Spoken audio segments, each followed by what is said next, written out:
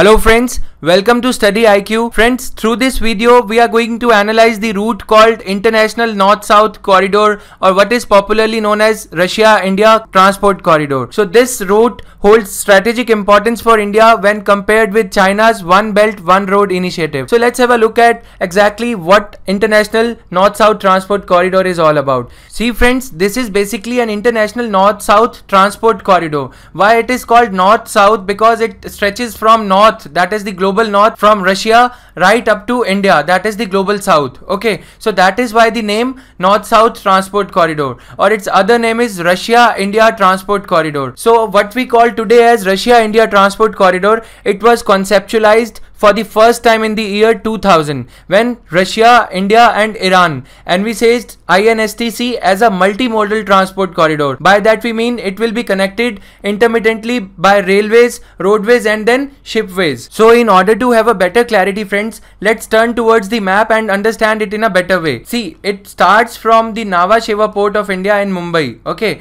so passing through the Indian Ocean and crossing the Arabian Sea via Persian Gulf, it reaches the Bandar-e-Abbas port of Iran, situated right around the Strait of Hormuz. So moving from Bandar-e-Abbas port via road right up to this Bandar-e-Anzali port on the northern coast of Iran, which opens up into the Caspian Sea. So from here onwards it moves to the Baku port of Azerbaijan, that is both the capital city of Azerbaijan as well as the port in the Caspian Sea. Okay, now first moving towards the Russian side, it goes to this port of Russia which is called as Astrakhan port, okay, which is situated at the mouth of river Volga. Now as you saw that we have reached the Russian coast through the Caspian Sea. Okay, to understand the St. Petersburg side of the Russia, we will move on to the subsequent maps. Now friends, before we proceed further, let's have a look at the trajectory that this route is going to take through a sketch. See, this is that route that you see in the red. Okay, this is the future route which is going to be between India and Russia. Okay, now let's have a look at the present route and the problems. See, this is the route that Indian ships take at present, which is called Suez Canal route. Okay, this route, apart from being lengthy, is also affected by Somalian piracy. Okay, right at the coast of the Horn of Africa. Okay, now this route, it starts from, as we have seen, from the Strait of Hormuz. There is a port situated in Iran called Bandar-e-Abbas. From Bandar-e-Abbas via road we reach Bandar-e-Anzali. Now from Bandar-e-Anzali we reach the coast of Russia, okay, right through the port of Astrakhan, okay, associated with it. Now as we said at the outset that this is going to be a multimodal means of transport. So from Astrakhan port we are going to take the rail route to reach up to the port of St. Petersburg. So this is the main route. Now let us see the routes in between which will lead up to Turkey or which will connect us to Central Asian countries. Okay, so let's proceed to the subsequent maps. See, let us study this route in detail. We started off from here, that is the port of Bandar-e-Abbas. Okay, this is the Strait of Hormuz over here. Now from port of Bandar-e-Abbas at the southern coast of Iran, we will take a road route and then reach the port of Bandar-e-Anzali. Okay, from Bandar-e-Anzali we will reach the Caspian Sea. Now let us move to the next map. See, this is the detailed map guys, and I would need your attention please. Now that we have reached here, okay, the port of Bandar-e-Anzali. From port of Bandar-e-Anzali, first port of call is Baku. Now please remember that Baku is the capital city of Azerbaijan, another member country in this project. Okay, then we will take a turn into the Azerbaijan via Armenia. We will reach Turkey, which is another member country. Okay, now from Turkey further we can go to Syria and other West Asian countries, okay, lower ones. Now we have seen this thing. Now please remember guys, the work is going full throttle through these countries of Armenia and Azerbaijan. Now let us turn towards the Central Asia. From, you can say, the port of Astrakhan in Russia, we can further go to the port of Atrayu. This is at the coast of Kazakhstan, which is another member country. So from Kazakhstan we can reach to the other two member countries, their name Kyrgyzstan and Tajikistan, in that order. So we will see that in the next map. And one more detail is there guys, that Turkmenistan is not a member country though, but it is providing a road access, the land access to reach to these two countries, okay, via Uzbekistan. So these two countries for the moment are not the member countries, that is Turkmenistan and Uzbekistan are not the full-fledged member countries, but yes, they are cooperating in this project by providing the access through road to the Central Asian countries, which are Tajikistan and Uzbekistan. So this is the route. Okay, now please remember that Ukraine, though is not at good terms with Russia because of that Crimea issue, but still Ukraine is a member country of this North-South transport corridor. Now see the advantage of this project, that we are having access to the eastern countries of Europe. Okay, all the eastern countries of Europe. This is the port of St. Petersburg that we were talking about. From here, the port of Astrakhan, we will be having the rail route to reach the port of St. Petersburg from the port of Astrakhan.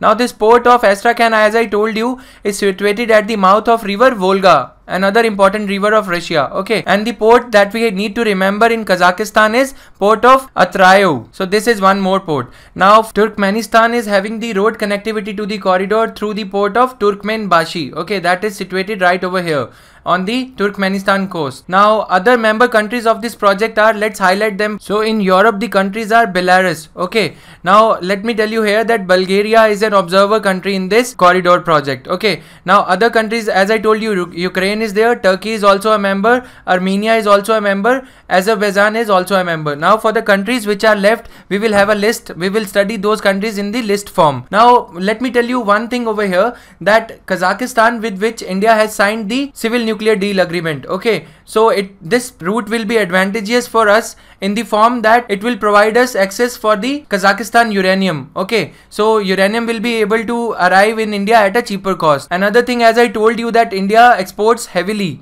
the textiles to European countries, so this will provide cheaper access to the transport access to this European market, right? So this is going to be a huge advantage for Indian textile mills and other handloom weavers and power loom weavers, right? So let's move on to the other map to study these countries in detail. See, this is the country called Azerbaijan. Now from Azerbaijan and Armenia, as I told you, the work is going on full swing. Okay, roads are being constructed so as to provide connectivity to Turkey. Now move forward, guys. See, this is the area, central area I wanted to deal with. These are the two countries we talked about, Kyrgyzstan and Tajikistan. Though this route is going to be cheaper via Turkmenistan. Okay, as we talked that Turkmenbashi, this port is over here. Through this port, if we proceed via road link, this route is going to be cheaper. But as of now, Turkmenistan is not going to be the full-fledged member. So at least it is having the road connectivity to the project, right? So in the meanwhile, we can take this access via Kazakhstan. Okay, via port of Atrayu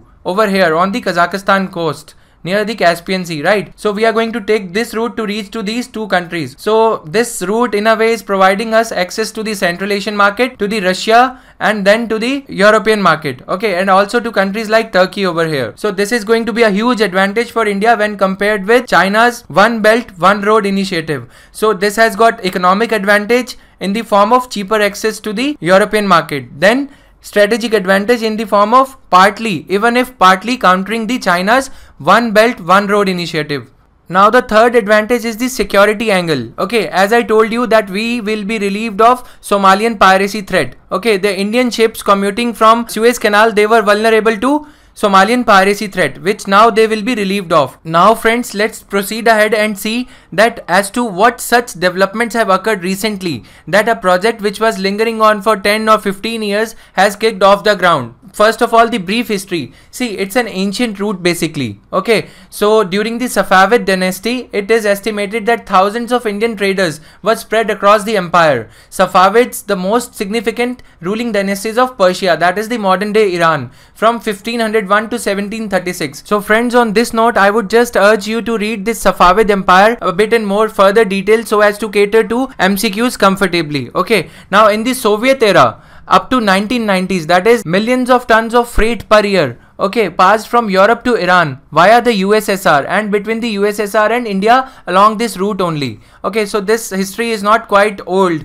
We were having trade through this route with Soviet Union as well. Okay, so now how it has evolved so far. The agreement establishing the North-South ITC was signed in September 2000. Imagine, it's been 17 years today, okay, and entered into force in 2002 following the ratification by the three countries, that is India, Russia and Iran. But due to sanctions imposed on Iran, as we know that because of its nuclear program, enrichment program, the USA imposed sanctions on Iran, due to which India could not transact in any way with Iran. Okay, so this was the reason that this project got delayed. But the renewed thrust was given to the INSTC under Connect Central Asia policy, pronounced in 2012 by the Government of India, right? In the later years, 13 other countries joined the project. Now let us have a look at the list of 13 countries. The present member countries are India, Iran, Russia, Azerbaijan. We also had a look at the port named Baku. Okay, then Kazakhstan. Okay, the port named Atrayu. Then Armenia. We will get road access from Armenia to Turkey. Then Belarus. Coming to the 8th country, that is Tajikistan. Tajikistan is there. Then Kyrgyzstan is there. Oman is also going to be a member. Syria too is going to be a member, right?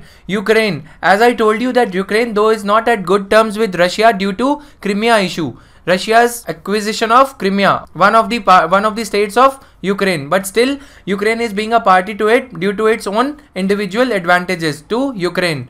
Now Turkey is also a member to it. Okay guys, please remember that Bulgaria till now has got an observer status in this corridor project, right? Now please don't get confused in MCQs while answering MCQs that Belarus is a full-fledged member and Bulgaria is just an observer country. Now talking about Turkmenistan, currently though is not a formal member but is likely to have road connectivity to the corridor. Now talking about the recent development guys, after the US administration of former President Barack Obama lifted sanctions against Iran in 2015, the Indian government wasted no time in taking this idea forward. Back-to-back meetings were held in the month of August 2015, then September 2015, then finally in December 2016. Now as recently as in March 2017, a trial run was conducted on this dry run, which is basically called dry run. It was conducted on this route to test the efficacy of this route. So this is the first development, recent development. The second important development is that in March 2017 itself, the Government of India approved the signing of International Roads Transports Convention, okay, or what is in French called as Transport International Routiers. So this convention is basically a multilateral convention which customs convention on international transport of goods under the cover of TIR Carnets, is also referred to as TIR Convention, and functions under the auspices of UNECE, that is United Nations Economic Commission for Europe. The way we have UNESCAP for Asia, UNESCAP for Asia, they have UNECE for European region. So this is one thing. This is basically Transport International Routiers Convention. Some facts about TIR are, it is a multilateral international transit treaty. So these facts guys, they will be relevant to you for answering the multiple choice questions for various objective type examinations, right? So TIR Carnets, it is a multilateral treaty. It is signed amongst 71 member countries. 70 countries are there plus one European Union is there. Okay, European Union is also a signatory to this convention.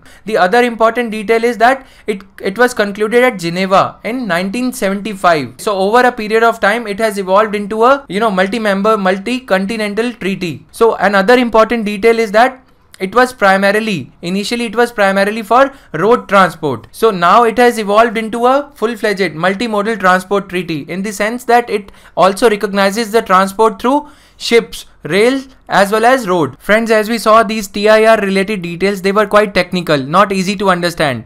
So let's put it in layman's language. See, what happens is when any goods, when any container leaves from one country to another country for international goods transport, they are subjected to customs checks at various these ports, by the customs authorities of respective countries. So what happens is it leads to time wastage, the halting of goods. Now it is here that advantage of TIR comes into play. See, this is Transport International Routiers Convention. So it basically says that the European countries, they are customs union also.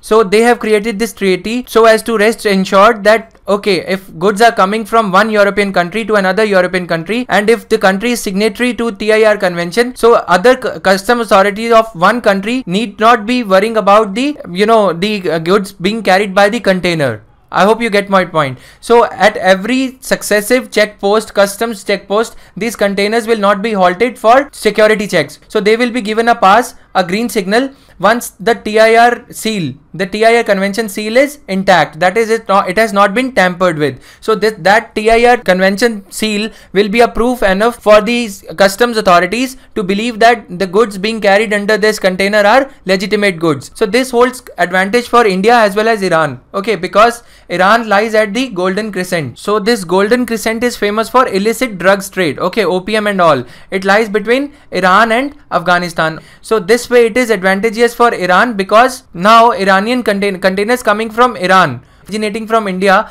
these containers will no longer be subject to stringent checks and balances when they reach the coast of Europe. So this is the biggest advantage to India. When the seal is not tampered with, this will be a proof enough for the European customs authorities that yes, goods are intact and they are not, containers are not carrying any illicit drugs or any other thing. So this is one thing. This will reduce the transportation cost and time, because when these successive halts are there at every checkpost, every customs checkpost, so this increases the transportation time. So this is the biggest advantage if we try to understand this in layman's language. Let's move on to the next slide, guys. As of today, there are 71 parties to the convention, out of which one is European Union. So there are 70 state parties, that is countries, plus one European Union. Interestingly, the two countries which signed the TIR convention before India were Pakistan and China in respective years 2015 and 16, right? So hence India's participation in TIR may also facilitate trade with its eastern and western neighbor, okay, that is Pakistan and China in future. The TIR system covers a combination of transport systems. As I told you that it is a multimodal transport system. So moving forward, now friends, let's have a look at the link pin and spokes important to INSTC corridor. The modern day INSTC is a multimodal transportation route linking Indian Ocean and Persian Gulf. Okay, these details will be important to you when answering MCQs. Persian Gulf to the Caspian Sea via Iran, and then onwards to the Northern Europe via St. Petersburg in Russia. Okay, the route primarily involves moving freight from India, Iran, Azerbaijan and Russia via ship, rail and road. Okay, major cities to be connected are Mumbai, Moscow, Tehran, Baku, Bandar-e-Abbas, port of Iran, then Astrakhan, port of Russia, then Bandar-e-Azali, again a port of Iran, right? So moving forward, the advantages of this project are going to be, see guys, the Suez Canal route, it takes 45 to 60 days, okay, to reach from Indian port of Nhava Sheva to St. Petersburg port of Russia. Okay, so this route will cut short this journey by 25 to 30 days. Okay, so various studies have also reported that it will be 30% cheaper and 40% shorter. Now for both Russia and Iran, this is particularly important in the light of the fact that the fear of sanctions by European powers, European countries and the USA keeps on lingering. Okay, now Donald Trump's administration is again threatening Iran with sanctions. Okay, so this is particularly important for these countries. So other thing is, in nautical miles, Suez Canal route is approximately 8500 nautical miles, whereas INSTC route, the new route, is going to be just 4500 nautical miles. So there's a 40% difference. Okay, so this is their future prospects are that Chabar port, as we know, is being constructed at the Iranian coast, okay, southern coast, with the help of Indian aid. So this is going to be a deep sea port having capacity for the larger ships to dock at. Okay, so in future, when the traffic at this Bandar-e-Abbas port increases, the Indian ships, they can dock at Chabar port, which is also being constructed by India only. So this is going to be the advantage in future, right? Now South Asia linkage. So what we are saying here is that the Southeast Asian countries, they too can transport goods via India to the European countries via this route only. Okay, so this will provide north-south, you can say, linkage. North means the northern part, that is the, you know, European Union and other countries. The southern part of the world, that is the Southeast Asian part. Okay, so this is going to be another advantage. So these are the advantages, guys. Now there are number of questions which you can answer to practice on map. Okay, where are the Zagros mountains located? These questions will help you in prelims at least. Maybe the questions might be put in prelims this time because of this news story of north-south corridor. Okay, where is the, you know, Strait of Hormuz we discussed about is controlled by which country? Okay, where are Ural mountains? What is their geographical location? Okay, where is the Sea of Azov? How is it related with Black Sea? This is a very important question. In fact, a small ticklish one. Volga river of Russia falls into which sea? So this you have to tell. Now other river of Russia, there is called Don river. Okay, please also study it as the name is quite important, Don river. Now moving forward guys, sufficient details we have discussed about this project. All you got to do is that whatever you have studied regarding One Road One Belt initiative, so you please correlate this news story with that one. Okay, that will be of great help to you guys. Now those of you who are interested in more such interesting videos, please like my Facebook page, that is Study Maniac. Thank you guys, have a nice day, goodbye.